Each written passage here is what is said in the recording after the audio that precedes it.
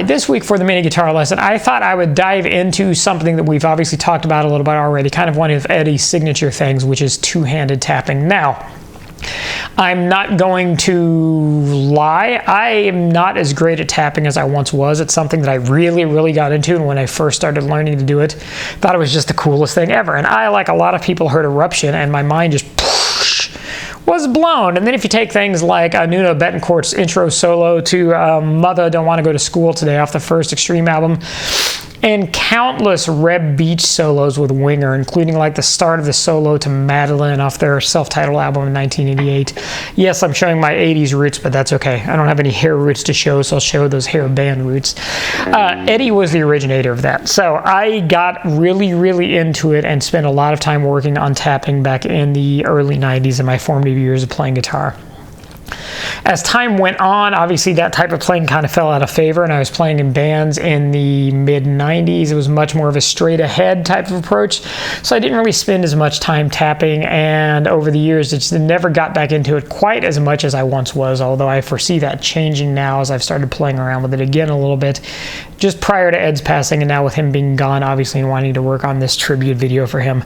So let's talk a little bit about two-handed tapping and how that works. If this is new to you, this is a little bit of an advanced concept, and like I said, I'm not going to say I'm the master at it by any means, but I can at least help you get started with it. Now, when Ed two-handed tapped, he typically used his index finger on his right hand. I almost always use my middle finger. I think I started that because I had more strength and could smack the string a little harder back when I was 13, 14, 15 years old. I was kind of a little kid. I don't think I was 5 foot tall until I was probably 13 years old, 12 years old. So I wasn't the most strong kid, so I think that's why I started using my middle finger as opposed to my index finger.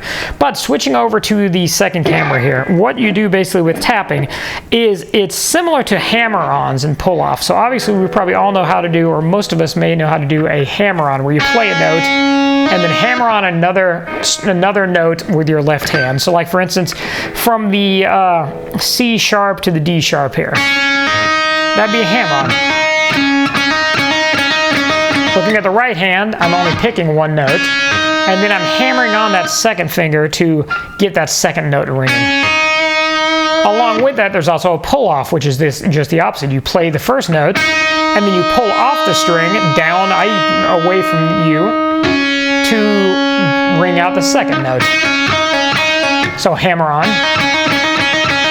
pull off. Now, what two-handed tapping, what Edward brought to the fold was taking your right hand and using it not only to do the initial picking of a note, as opposed to using your right hand and doing this, but doing something like this. And you'll see here on the secondary camera that what I do is, once again, I pull up with my right hand middle finger, and I pull up towards me. Now, you can do it away from you. I think actually watching a lot of videos of Edward, he would... feels so weird to call him Edward, even though that's proper Eddie. Watching a lot of videos of Eddie playing, he would use first finger and frequently push away from him. Once again, I don't use my first finger, and that's really kind of a preference thing. I use my second, and I pull towards me. So you can use your middle finger or your first finger on your right hand, pluck that note by pulling on it, and then hammer on.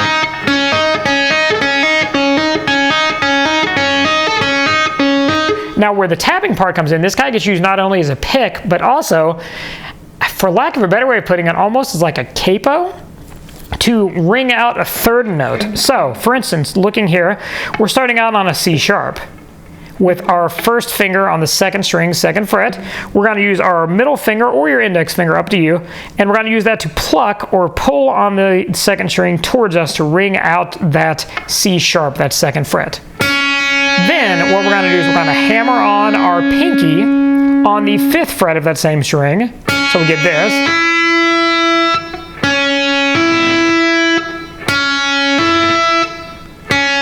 So we're plucking with the 2nd fret on the 2nd string already held, using our middle finger or our first finger on the right hand to pluck it. And you'll notice, we'll talk here in just a minute, I'm kind of strategically placed where my right hand is here along the fretboard. We're hammering on the 5th fret. Now, where the right hand comes in to use that as kind of a movable capo is you can use that then also to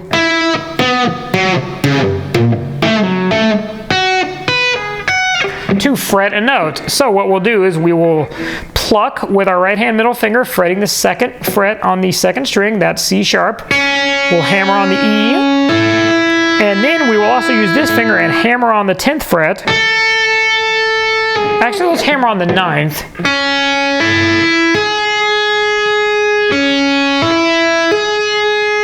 So that's playing an A flat.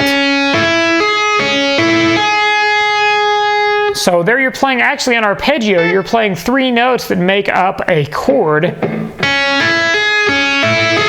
if we look at that, if we play a C sharp, an E, and an A flat, we have this.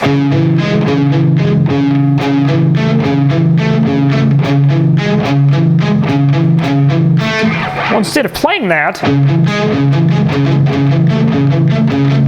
what we're doing is we are using our right hand and we're two-handed tapping it. So once again, 1st finger, 2nd fret on the 2nd string, already fretted. Use your middle finger or your 1st finger, your index finger, hovering over the 9th fret. Use that to pluck that 2nd string towards you or away from you, whatever's more comfortable. For me, I find towards me is more comfortable. Hammer on 5th fret with our pinky.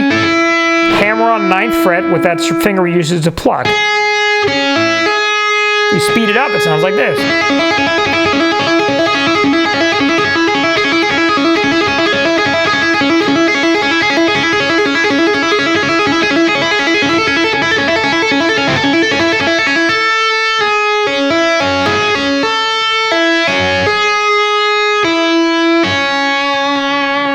So, that may sound familiar there. That is the very start, the first 2 positions or the first 2 arpeggios that he hammers on the tapping part of Eruption, the part where everybody's mind was blown. He starts with that C sharp, hammers on the E, and hammers on the A flat or the G sharp. Now, he was tuned a half step low on Van Halen 1, so it actually would have sounded more like...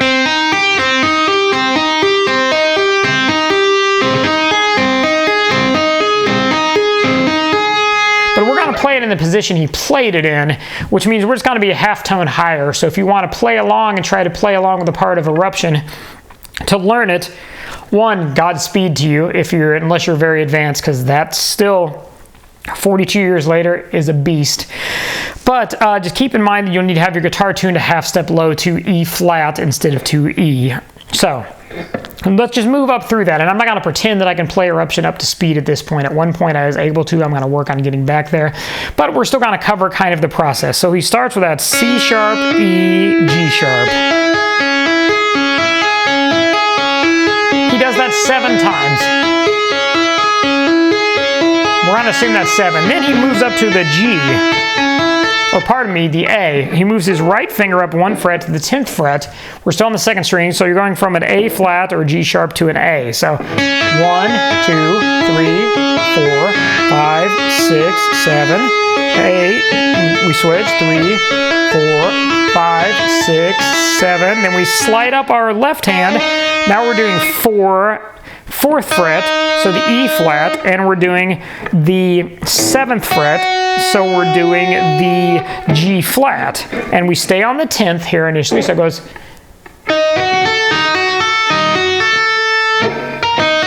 Pardon me. We slide up our right hand 1 fret also. I told you it's been a long time since I played this. And we play that on the B flat here.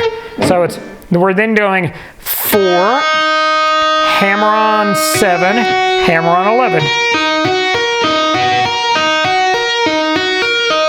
7 times again. Then we take our right finger and we go up to the 12th fret, to the B. After 7 times, then he makes a jump. This one's a little more of a stretch. He slides his left hand up to the 5th fret, to the E, does 5, hammer on 9, and does the 12th, I believe. Yes, okay. So we do 5th fret, hammer on 9th, that's a little bit of a stretch with your pinky, and then hammer on 12th with your plucking finger again on your right hand. Then he switches, goes down to the 8th fret instead of the 9th, so then we're playing an E, a G, and we slide our right hand finger up to a C. So it goes 5, 9, 12, then switches to 5, 8, 13.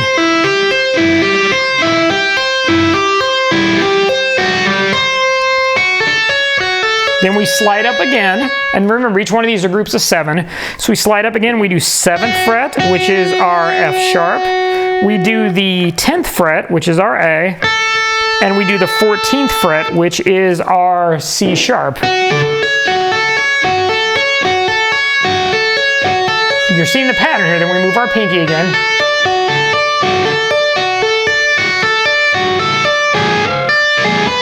Slide up again, so then we're doing 9, 12, 15. Then we slide our right hand up to the 17th.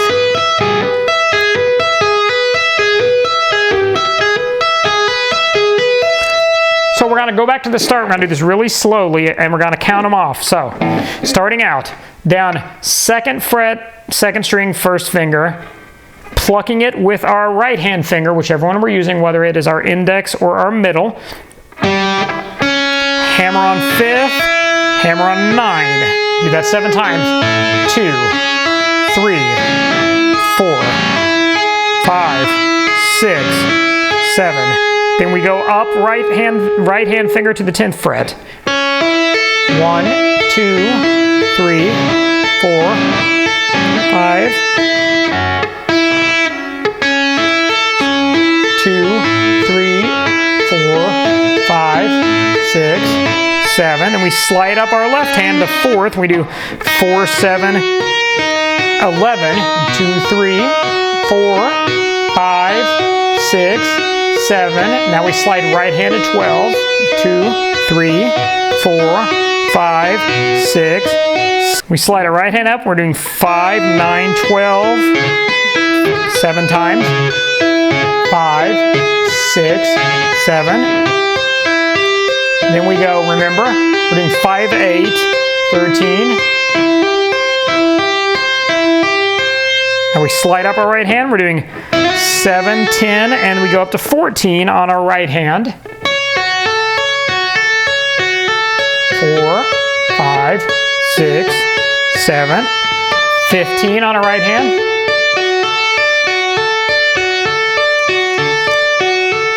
Slide up our left hand. 9, 12, 17. Now this is where it gets tricky. So this descending chromatic riff is kind of hard to do, so I'm going to try to walk through it. I'm going off of memory here. It may not be perfect, but essentially what he does is he hammers on the 17th fret and he descends 4 frets at a time, doing the same stretch. So it starts out 17, 12, 15 twice, 17, 12, 15, and 17, 11, 14, 17, 11, 14, 17, 10, 13, 17, 10, 13, 17, 9, 12, 17, 9, 12. And he repeats that.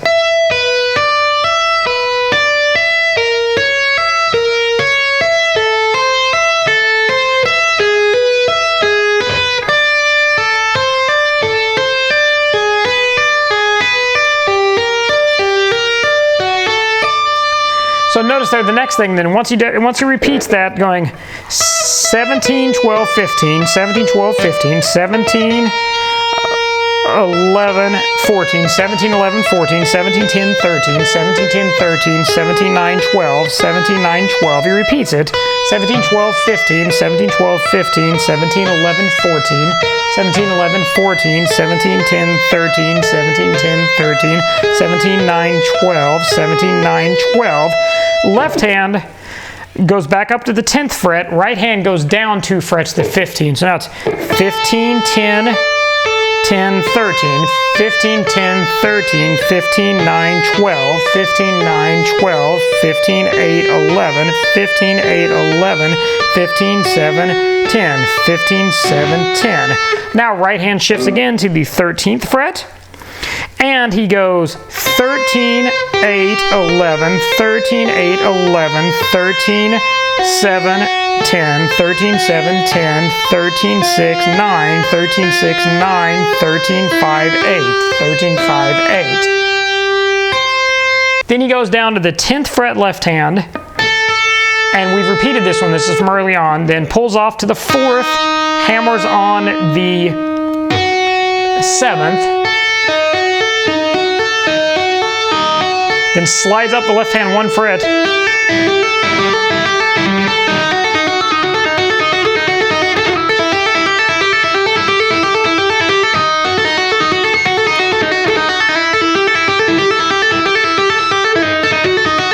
and at the very end, I'm not even going to try to play it at the speed. He alternates his left hand, so it goes.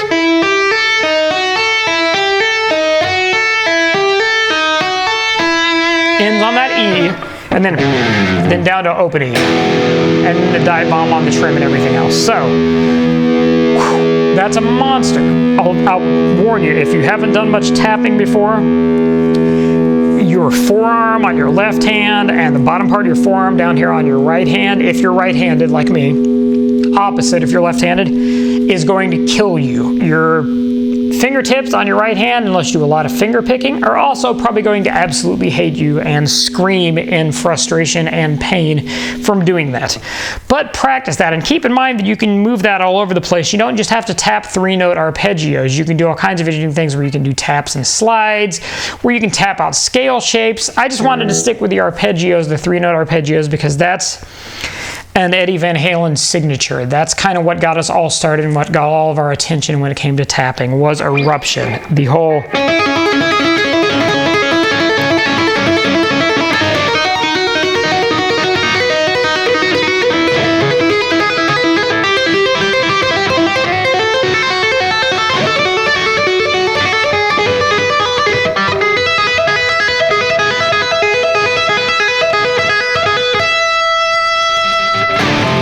So yeah, two-handed tapping. I'm going to put some time into that myself to get myself back up to speed the way I used to be able to do that. If you want to wow your friends, if you want to have something very cool in your arsenal of tricks, if you want to say thank you, Sir Edward, for everything you contributed to guitar, check that out. Try out two-handed tapping. It's something that's well worth your time. It's something that is very cool. It gives you some additional technique that maybe you didn't have, additional tool you didn't have in your toolbox in the past.